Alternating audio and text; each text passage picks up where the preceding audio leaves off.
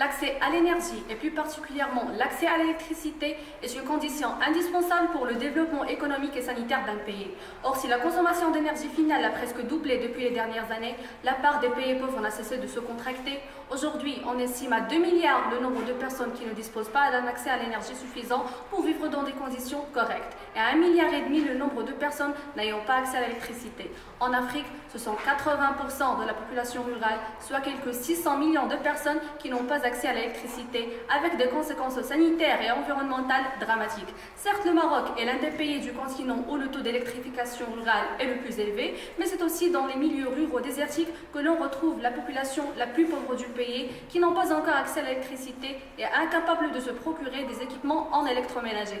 Faute d'accès à l'électricité, pas de réfrigération possible. Fatima, quand plusieurs femmes dans de nombreux villages au Maroc ne disposant pas de réfrigérateur électrique, voient pourrir ces aliments à gré du changement de la température et de l'humidité ambiante. Par la force des choses, elle a appris à organiser la consommation alimentaire hebdomadaire de sa famille de façon à minimiser les pertes. Mais cela n'est pas sans conséquence, avec en bout de course une alimentation déséquilibrée, riche en fruits et légumes les premiers jours après le souk et chargée de féculents en fin de semaine.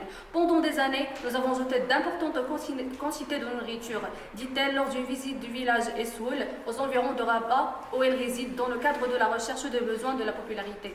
Pouvoir conserver ces aliments plus longtemps est un besoin vital pour cette population rurale n'ayant pas accès à l'électricité, mais aussi pour la population préurbaine vivant dans des situations précaires.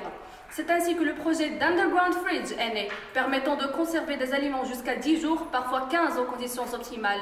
Notre projet est un moyen écologique de conservation des fruits et légumes. Il constitue une alternative naturelle au réfrigérateur et permet des économies en énergie et en argent. L'Underground Fridge, comment ça fonctionne? Le système du projet est simple. Il s'agit du système de l'évaporation de l'eau apportée aux aliments. Un principe physique simple. Les aliments sont placés dans un pot d'argile. Il est lui-même placé dans un pot plus grand. Entre les dépôts, on place du sable que l'on arrose de temps en temps, le tout recouvert d'un couvercle en argile que l'on humide aussi. Pourquoi underground? Parce que tous ces composants sont mis ensuite dans un trou sous-sol. L'évaporation d'eau permet le refroidissement du pot interne. Il s'agit du principe de thermodynamique. Pour fabriquer son underground fridge, on a juste besoin de 2 pots et un couvercle en terre cuite et du sable.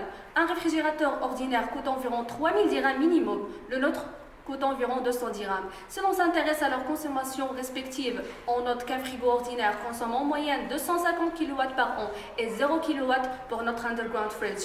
Il s'agit donc d'une alternative réellement écologique et économique. Il conserve l'eau à une température environ 15 degrés Celsius. Les tomates peuvent être conservées pendant 20 jours et les aubergines restent fraîches 20 jours, 27 jours. Il est simple à utiliser et à comprendre et il est facilement transportable. Avantage santé, l'UGF aide à maintenir la teneur en vitamines.